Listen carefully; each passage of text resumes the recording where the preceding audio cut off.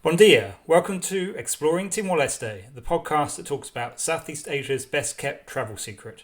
I'm your host Jonty, and I'll share first-hand insights, expert interviews and practical travel tips. Whether you're a traveller, a culture lover or just curious about places rarely covered in the mainstream, you're in the right place. Let's explore Timor-Leste.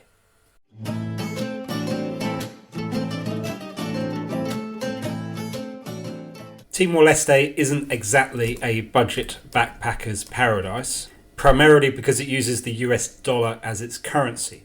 Timor-Leste is a small remote country far from major transport hubs and it relies heavily on imports. The only real locally grown products widely available are food staples and coffee, but while some things can be pricey, many activities and attractions are surprisingly affordable or even free. In this episode, I'm going to give you a snapshot of typical costs you can expect when visiting Timor-Leste in 2025. I'm going to cover 8 areas: flights and visa, accommodation, transport, food and drink, snorkeling and diving, attractions and tours, internet, tipping and money tips. Let's start with flights and visa. So flights to Dili typically start at around $500 return. The two main hubs are Bali and Darwin with daily flights, and they've also have less regular flights from Singapore and recently from Kuala Lumpur. So those obviously cost a bit more expensive as they're a bit further. Darwin and Bali are about an hour and a half flight time. When you arrive, you will need $30 in cash to get your 30-day tourist visa. There aren't any money facilities on the airside of the airport, so you need to make sure you bring that $30 with you to get into the country. And then getting from the airport to town, your options are you can catch a taxi, which start from around $15. They are fixed prices. There's a big board when you leave the terminal which has the prices of different parts of Dili, but primarily if you're going kind of downtown, it's going to be around $15. Or if you're on a budget, you can catch a microlet, which is a local bus, which costs just 25 cents, although that's 25 cents in the local Timorese currency, so you may have some challenges. Should be able to get some change if you have $1 or maybe even if you're lucky, a $5 US note.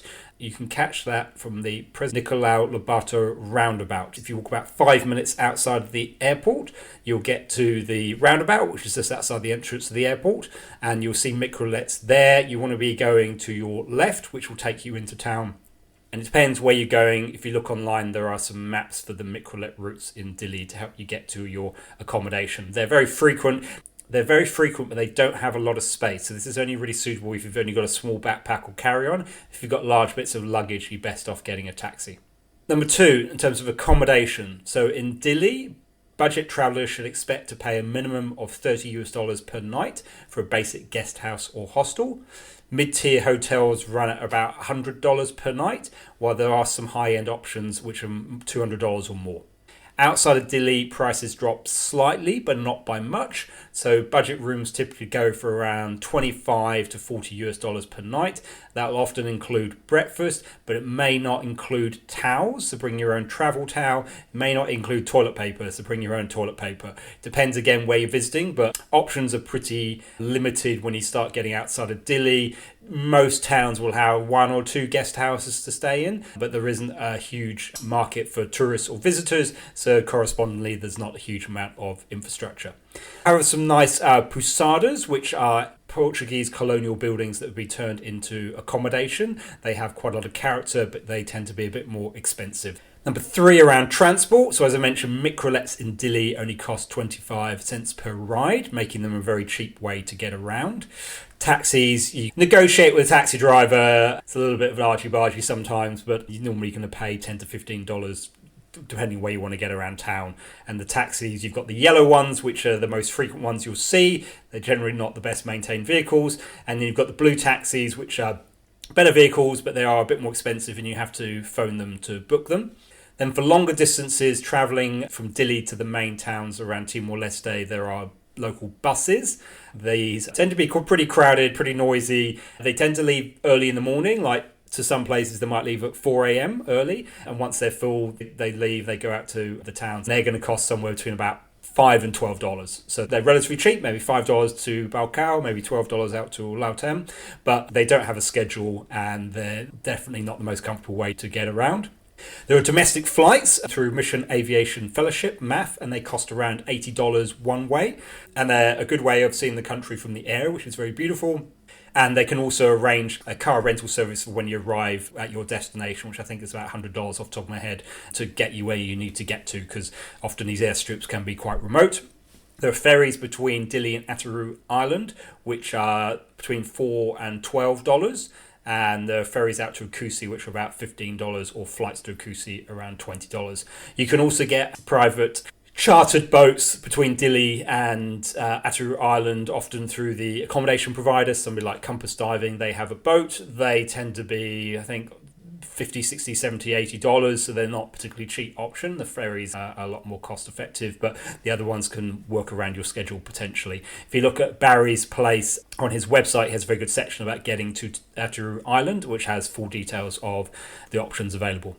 And finally, on transport, there's also hiring a car with a local driver, and that I would recommend if you're trying to get outside of Dili and you have the money to allow you to do so. It is a lot safer and more convenient than taking the public transport. But you're probably going to pay somewhere between about $120 and $150 per day, which will be car hire plus driver. Number 4, food and drink. So if you eat where the locals eat, meals cost typically between $2 and $4.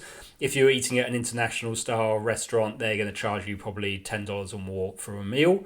Tap water isn't safe to drink anywhere in Timor-Leste, so plan to buy bottled water or potentially use a water filter. In terms of bottled water, standard is 1.5 litre bottles, and they cost 50 cents, and they're available almost everywhere, so they're cost effective. If you're staying longer, you can get 19 litre water bottles, which are $10 for the bottle and then $1 for each refill. They're not that useful if you're a tourist, but if you're going to stay here, that's the best way of getting clean water. Number 5, snorkeling and diving. So a standard scuba dive, expect to pay between $50 and $60 per dive. To get a open water certification, those courses cost around $400. Snorkeling from the mainland is free as far as I've seen. So if you go into $1 Beach or some of the beaches like Bat Beach and Tasitolu and Cristo Rey Beach in Dili, those are all free. If you are snorkeling in a protected marine reserve, and there are a number of those around Ataru Island, for example, the main one in Beloy, just from where most people will stay, that is a protected marine reserve, and you pay $2 entry fee to go into the reserve. And then again on Ataru Island, if you're going to rent a boat for snorkeling, which is recommended to get to the best reefs around Beloy, they typically cost about $12 per hour, but you can split that amongst your group. So if there's 3 of you, that's $4 per person. Most of the reefs in Timor-Leste you can just access from the beach, certainly the ones on the mainland typically like that, but the ones in Ataru Island are a little bit further out and worth getting a boat out to. It's a long swim, it's a very short boat ride. Number 6, in terms of attractions and tours. Now, almost all attractions in Timor are free to visit. The exceptions would be places like the mangroves in Hira, and there's also mangroves in Tibar, so that's to the east and the west of central Dili. There's the Dokamali waterfall in Anaro, and then I've also mentioned those snorkeling reserves around Ataru. But the fees are typically $1-2. They're pretty cheap for those kind of things. The most expensive tourist attraction that I've come across in my travels around Timor is the rock art site at Ilikadikeri, which is near Jacko Island, and that costs $10 per person. But that money is going to the local community, but that's probably the most expensive attraction, but it is definitely worth visiting. The guided tours, they're going to range anywhere from $25 to $200 per day, and that really depends on the transport, the group size, and the location. Often tour prices are based on 3 people sharing a vehicle, because you've got a 4-wheel drive, you can get 3 people reasonably comfortable in there. You should always agree on the price, the itinerary, and any inclusions and exclusions in advance, so there's no surprises. And remember to factor in that you'll typically pay for the driver and guide's food and accommodation if your tour is overnight. So those costs, they might say this is the daily rate, but then you've got to factor in you might need to put $30 towards their accommodation and food to stay overnight. There's no official accreditation scheme for guides in Timor, so anybody can call themselves a guide or a tour company. So that's just something to be aware of, and I'd recommend that you get some reviews or some recommendations from people before you make your choices. If you look on the Exploring Timor website, there is information under tours about some of the more well-established tour operators in Timor. And those prices vary because if you're looking for a half-day walking tour somewhere or a guide up a mountain, that will be at the lower end. If you're looking for a fully supported hike in a remote location, that will be at the higher end. Number 7, the internet. Free Wi-Fi is very rare outside of high-end hotels, so you will need mobile data to stay connected. There are 3 providers in Timor. There's Timor Telecom, there's Telemor, and there's Telemorcell. They have unlimited internet plans that cost between $20 and $30 per month. But those plans, although they're unlimited, they have a data cap. So they tend to work really well for 2 or 3 days, and then they drop to a crawl where the internet is basically unusable. So I would recommend buying a certain amount of data because you know the speed then is going to be consistent during your stay. And it depends on the duration and the amount of data you want. If you're going to be in Timor for a week, you're probably going to spend $10 or $20 on data. Number 8, tipping and money tips. So tipping isn't part of Timor-Leste's culture, but as a visitor, your contributions are appreciated. Cash is king.